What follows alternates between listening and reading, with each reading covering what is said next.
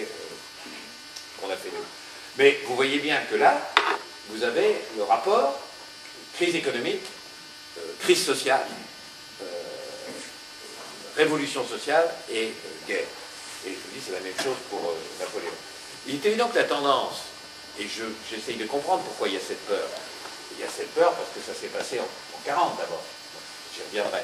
Mais il y a cette peur aussi parce que il y a une certaine logique que, quand ça va très mal, quand vraiment il y a une crise économique très forte, avec misère, avec chômage, etc., il y a une double tendance. Il y a une tendance, d'abord, de l'opinion à suivre les incantations les plus extrémistes, les plus fanatiques, les plus nationalistes, les plus chauvines, et que même si on le fait pour des raisons électorales, même si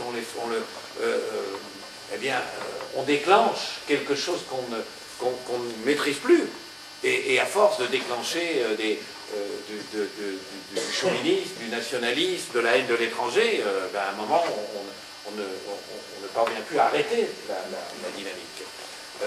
Donc il y a ça. L'autre raison, c'est qu'il y a une certaine, comment dirais-je, tendance des pouvoirs à, confrontés à des crises terribles, à trouver des diversions.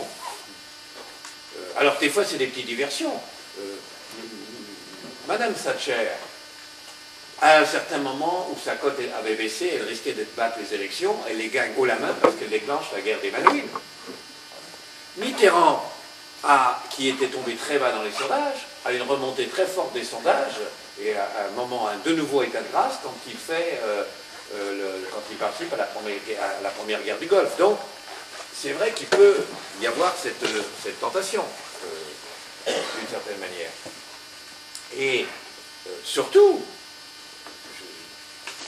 il y a un autre exemple, c'est George Bush, qui saisit l'occasion de lancer la guerre d'Irak parce qu'il pense qu'au moment où la crise économique frappe les États-Unis, où les déficits se creusent, où il sent que les choses lui échappent, il trouve ce dérivatif formidable. Dans le cas, Bush est d'autant plus remarquable que autant quand il déclenche la guerre d'Afghanistan, très objectivement, il y a légitime défense.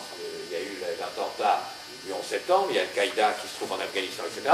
L'Irak n'est pour rien dans le terrorisme, n'est pour rien dans le 11 septembre, ils n'ont pas tué un seul Américain, c'est totalement gratuit.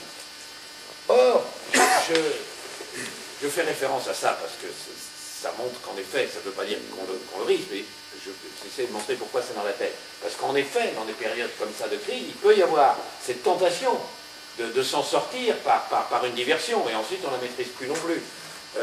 Simplement, j'en profite pour faire une parenthèse. Au moment de cette guerre d'Irak, vous avez un certain nombre, les Français, à 75%, 80%, condamnent cette guerre. D'abord, on a un gouvernement, Jacques Chirac, il faut lui rendre hommage, parce que je trouve qu'il a été victime d'un lynchage à un certain moment tout à fait excessif et même quelquefois assez lamentable, de la part d'ailleurs de ses propres amis, pour le coup, et en particulier d'un de ses anciens protégés.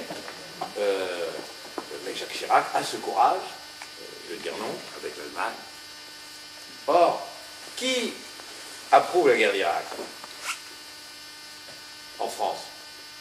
D'abord Nicolas Sarkozy, qui était pour qu'on intervienne en Irak, qui, dans son livre, qui s'appelait Libre, je crois, le livre qu'il fait à l'époque, condamne avec beaucoup de virulence le fait que Chirac ait brandi le droit de veto de la France, et en soi, en disant c'est un scandale de brandir le droit de veto.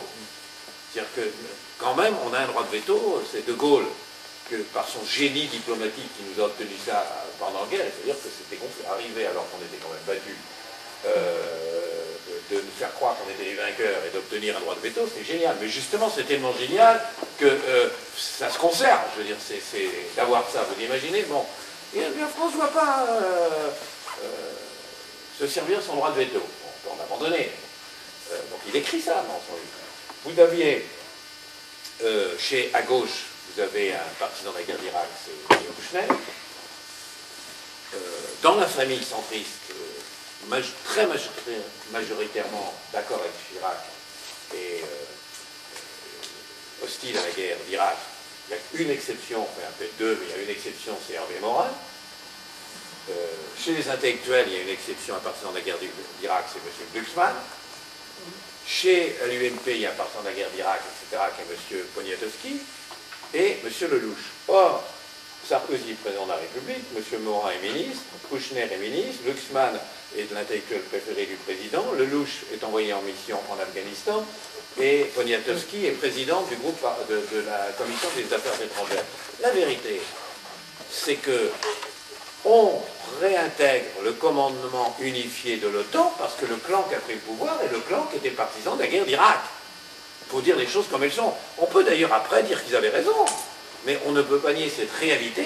Il y avait plusieurs tendances dans la droite. Il y avait une tendance attentiste, une tendance que représentait entre autres Sarkozy quand il disait « je suis Sarkozy l'Américain », quand il disait quand même en Amérique que pour condamner l'arrogance française. C'était pas Bush qui avait été arrogant, c'est quand même extraordinaire. Là, condamner en Amérique, quand on est ministre, l'arrogance de son pays, parce que son pays s'est opposé à une guerre dévastatrice et dont les conséquences ont été épouvantables, il faut quand même le faire. Eh bien, et donc, aujourd'hui, dans le débat sur l'OTAN, quand on nous dit, déjà, il faut quand même le faire pour nous dire également qu'on réintègre l'OTAN parce que ça renforce l'indépendance de la France. Parce que ça veut dire que quand le général de Gaulle l'a quitté, c'était pour affaiblir l'indépendance de la France. En plus, on gaulliste, qu'est-ce que ça serait s'il n'était pas, quand même, soi-disant. Et donc, en effet, il y a dans cette dynamique qui nous fait rejoindre le commandement unifié de l'OTAN, le fait que ceux qui font ça, c'est une tendance donnée, attentiste, qui était favorable à la guerre d'Irak. La guerre d'Irak qui est typiquement une guerre de diversion lancée par un gouvernement, et d'ailleurs ça marche pendant un certain temps. Et puis surtout, donc, il y a l'exemple de 1929. Or, 1929, ce qui est important, au fond, c'est pas mécaniquement 1929 a débouché sur une guerre, et au fond, c'est la guerre qui a permis de juguler la crise. En 44, faut bien, pardon, en 40, en 41, la production industrielle est encore bien plus faible qu'en 29. Donc, la crise est toujours là. Et c'est finalement et même en 44, la production est encore plus faible. Et c'est finalement la guerre qui va provoquer la croissance. Et donc, en effet, la tentation est grande de faire l'amalgame, de dire puisque cette grande crise a provoqué une guerre, naturellement, heureusement, l'histoire ne se passe pas comme ça, elle ne se répète pas mécaniquement. Il y avait des raisons objectives à une guerre, l'affaire des Sudètes, etc. Il n'y a pas aujourd'hui des raisons objectives à une guerre, si c'était une guerre locale, comme Israël attaquant l'Iran, qui ne nous concernerait pas directement.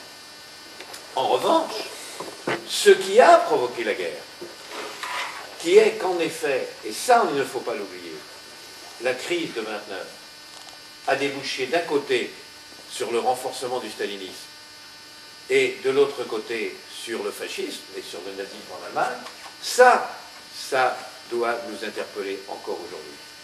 Car voilà, en 29, raison de la crise de 29, exactement les mêmes que celles de la crise que nous traversons.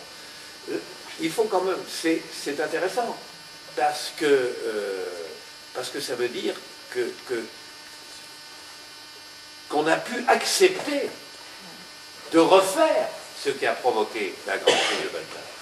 La crise de 29, le crédit. Et on vote une loi, juste avant le déclenchement de la crise, on vote une loi qui dit, parce que la bourse était très haute, on était en pleine euphorie, c'était l'argent roi déjà, c'était la finance qui prenait l'avantage sur tout, et donc on vote une loi qui dit qu'on peut acheter des actions en ne payant que 10%,